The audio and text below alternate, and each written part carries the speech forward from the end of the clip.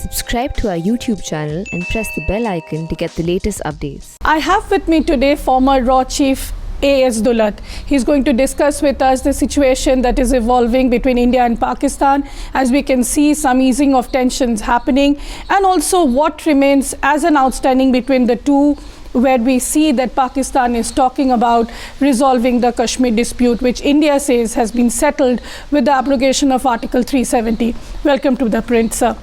Thank you. So to start, you've seen the kind of easing of tensions going on. Prime Minister Modi wishing National Day to Pakistan, Imran Khan responding to it, their Prime Minister. However, he mentioned in the letter that Kashmir remains an outstanding issue. It's a dispute that needs to be resolved.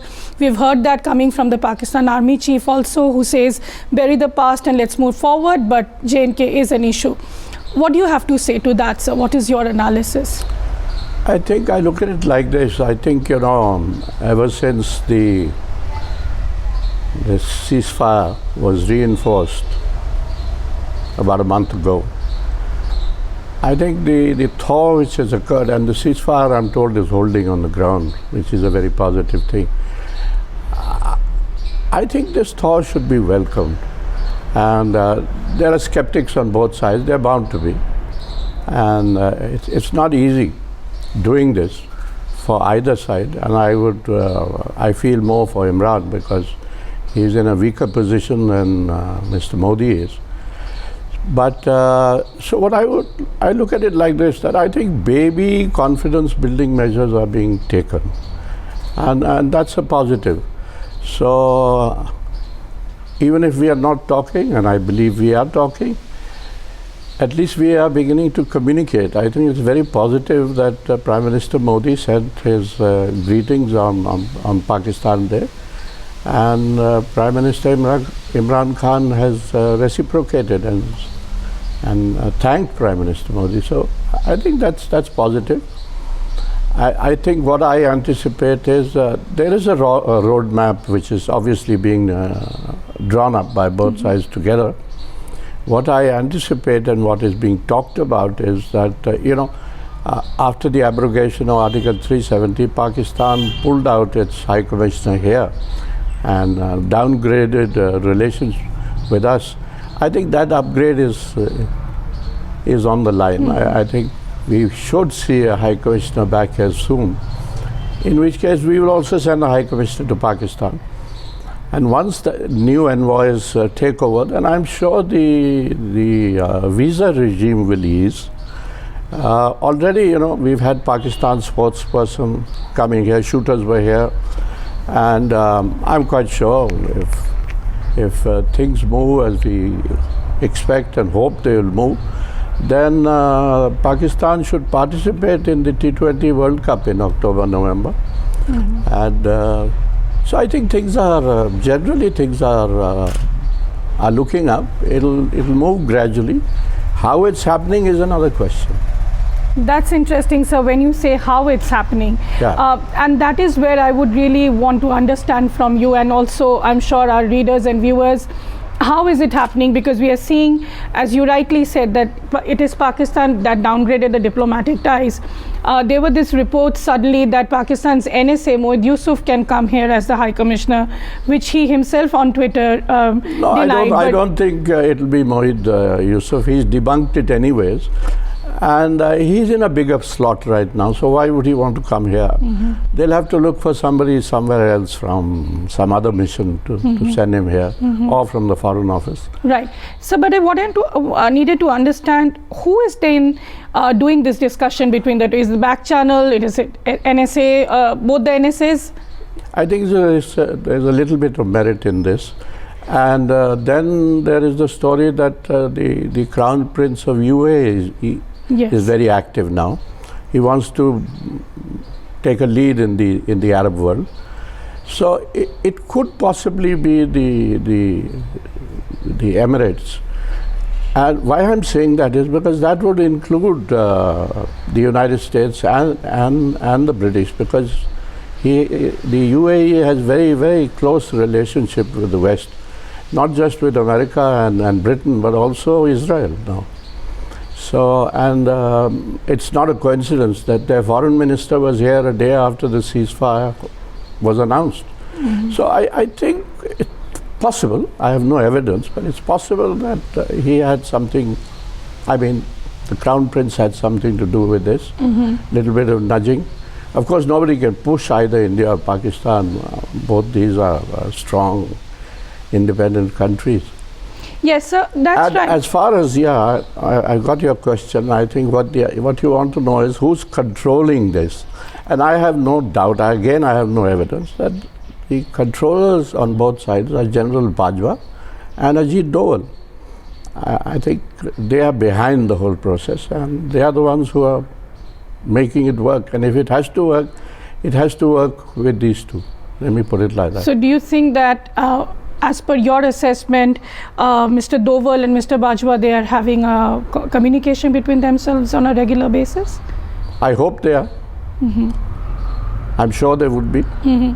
So coming to UAE's role, a lot has been written on this and also being discussed. However, the fact that if UAE is actually playing a role in it, is India now open to a third-party intervention? How do you read that? Neither side will be open to third-party intervention. That's why I said, I qualified this thing by saying that both India and Pakistan are strong, independent countries, and I don't think anybody can push us. But there can be suggestions, there can be a little nudge, here and there. And if it's coming from the UAE, I think both sides have good relationship with the UAE. So, and the UAE is wanting to play a bigger role in the Arab world, to overtake Saudi Arabia. So all that is there. And so I think things are looking up. Trade is the other thing. As you know, as we are talking, Yes. I think the Cabinet Committee on Economic Affairs in Pakistan is meeting in Islamabad right now. So from what we hear, they want to import cotton and sugar from here.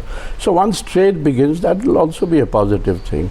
I think for that we also need to give them back the MFN status. I think that will also come up. I think they need to give us MFN status. Right. It's the other way. It should be always reciprocal. Yeah. So, and finally, there is the question of Kashmir. It will always come up. Right. And I don't think we should shy away from Kashmir. Kashmir, if Pakistan says it's a core issue, I don't think we should have a problem with that. And I think Pakistan is certainly reconciled now to 370. They have understood that 370 is gone and it's not going to come back, no matter what anybody says. That's a given. But I think these things can't be one-sided. There has to be a little accommodation from our side as well. And if you ask me what that accommodation could be, I would say that revival of statehood, and also revival of the political process in Pakistan. And if I might, in Kashmir, sorry, and if I might stick my neck out, I think it would not be a bad idea for Prime Minister Modi to visit Kashmir and assure the Kashmiris that statehood will return, and there is no intention to change the demographic pattern in Kashmir. I think that little assurance the Kashmiris need. And that is something that Pakistan will also be able to sell at home. But do you think Prime Minister Modi will do that? Who would advise him to do such a thing? Because I'm nobody to advise him. It's just imagining. But I again saw something positive yesterday. As you know, Imran Khan has tested positive for COVID, and Modi ji sent him a message immediately saying, wish you a speedy recovery. Now Dr. Farooq Abdullah has tested positive in Kashmir, and similarly Modi ji has again sent a message to Farooq, wishing him and the family. So Why not? Why should Modi ji not go to Kashmir and meet all the mainstream leaders together? It would give confidence to the Kashmiris. Otherwise, as you know, once summer comes, things generally tend to hot up in Kashmir. You know? That's And what. Pakistan is not out of it in Kashmir, although they are holding back, and they have held back, particularly after the ceasefire. But you know, terrorist attacks continue, and violence continues. We cannot claim that violence is finished in Kashmir. Finally, you know, what strikes me is that for this thing to really move forward, you need something spectacular, something out of the box. What is that, sir? Let me remind you, when President Sadat went to Israel to meet Prime Minister Begin, of course it's a long time ago, 1977, it was a very bold step at that point of time, and that revived the peace process in the Middle East. Right. So that bold step, I think, is Imran Khan, with whatever excuse, needs to come to Delhi to attract not only India's attention but international attention. But I think right now the discourse is that Prime Minister Modi should visit Islamabad for the SAARC summit. And Sure, of course. But that's a given. I mean, that's a regular thing. Right. Yeah, I think Modi ji will possibly go. So, But I'm thinking of something bigger. Bigger. You know, that Imran just lands up in Delhi. Okay, that's interesting. And the ground is hopefully being prepared for that. This is all, I mean, in the realm of speculation no, I and completely wishful understand, thinking. sir. When you talk about reviving the political process in Kashmir, we've seen what is happening with, you know, Mehbooba Mufti, who was, you know, in a way, she was the one who opened the door for the BJP. That is why I'm saying that if Modi ji could meet all the mainstream leaders, including Mehbooba, who is presently in the doghouse, it would reassure the Kashmiris that they will have a level playing field whenever elections are held and whenever the political process and the democratic process moves forward. That's interesting. So then also the fact that, you know, in Kashmir right now, a lot of talk is going on that the Hurriyat conference, the Hurriyat group, that sort of has fragmented. There's infighting going on. How do you see that happening? Because that was the first issue what made, you know, the Modi government sort of say that you cannot negotiate with them. The Hurriyat is over. Hurriyat is over? It's over. Okay. Like the Pakistan story is over. I mean, I don't want to say this to the Pakistanis, but their story in Kashmir is over. And 370 abrogation is also permanent. But having said that, there is somebody in the Hurriyat who is important, who cannot be wished away, who should not be wished away, who has a role, and that is the Mirwais. You know? So the sooner we mainstream him and bring him into the political process, the better. And I think he needs to understand that, and I think Pakistan too should support that process. But is he ready for that? You have to check it out. You know, you have to check it out. It reminds me of George Tenet when he was CIA chief. Came here, and I was then in those days in the RNAW, and he came here and he met me, and he had come from Islamabad. So I was very keen to know from him about Musharraf, who had just taken control there. I said, what is Musharraf like? And he said to me, he said, well, I think he's here to stay and we can do business with him, but you guys need to check him out. So I think we need to check out the Mirwais. We have checked out the Mirwais. What is the doubt about him? He was talking to Advani ji. There were 2 rounds of talk. He was talking to Dr. Manmohan Singh. So he met Prime Minister Vajpayee. So what is the problem? And to remind you, he was the first one to welcome Prime Minister Modi's election in 2014. Right. Because he thought it would take forward the Vajpayee process. Absolutely. And there's one other thing which strikes me, and that is that, we always talk about talking from a position of strength. Our strategic community is obsessed with strength. I think today we are in the most powerful position that we can possibly be vis-a-vis Pakistan, because Pakistan is a bit vulnerable economically. It has problems.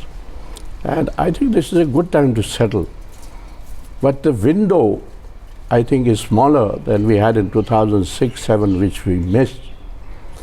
So if I were to quote Shakespeare, if it were done, then it were done quickly. Absolutely. Sir, but then there's also this fear within the political leadership in India and even the strategic communities that the moment you talk, there's something happens, right? There needs to be no fear in the What is the political establishment? The political establishment is Modi ji. He has a 70% rating in the country. We haven't had a more powerful prime minister in a long time. If there is a terrorist attack and... Why are we waiting for a terrorist attack? Why don't we do it before there's a terrorist attack? That's what I'm trying to say. But has it not been, I mean, there is a precedence, right? Whenever you talk to Pakistan, something happens. So we have been talking for a month. Maybe we've been talking for 2 years. So what do you see the way forward now? So with Imran Khan, there is also the thing that, he is not ruling. It is the military which is ruling. And you're also saying that Doval and Bajwa are talking. Okay, let me put it like this. Absolutely. I mean, but the positive thing is, from what we hear, I haven't been to Pakistan, but what one hears, what the grapevine tells one is that Bajwa and Imran are on the same page, and Mohid Yusuf too. So that whole triumvirate is together, and that's a great positive. Also, people who know Bajwa say that he is the nicest and the most peace-loving of Pakistani generals. So you could ask Navjot Sidhu, or you could ask Ajit Doval if he's met him. That's interesting that you talk about Mr. Sidhu, because, I'm talking about Mr. Sidhu because Mr. Sidhu, if you remember, got into trouble for that Jappi. For the Kartarpur and Jappi and other things. But don't forget what Sidhu said when the corridor opened. He said, see what the Jappi has produced, opening of the corridor. And the corridor has yet not opened. I mean, it's open from their side, but... Yeah, so, I mean, if we want to close something, we can always close it. That's interesting. Sir, and lastly, I would like you to focus on another aspect that disturbs the Indian government, is that the increasing role of China in Pakistan, while the US is sort of drifting away, and it's been seen that they are being used only for the Afghan peace talks. China is entering in a big way. Everybody is everywhere. Don't worry about that. You must have seen just a couple of days ago that China and Iran have entered into a long-term strategic partnership. Now, these things, everybody does everything in their own national interest. So to think that the Pakistanis are much closer to China and have drifted away from the Americans, even if they've drifted away, I don't think the Americans will let go of Pakistan, because they need Pakistan in Afghanistan.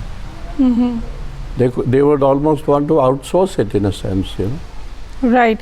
And sir, also what you said at the beginning, the Biden effect.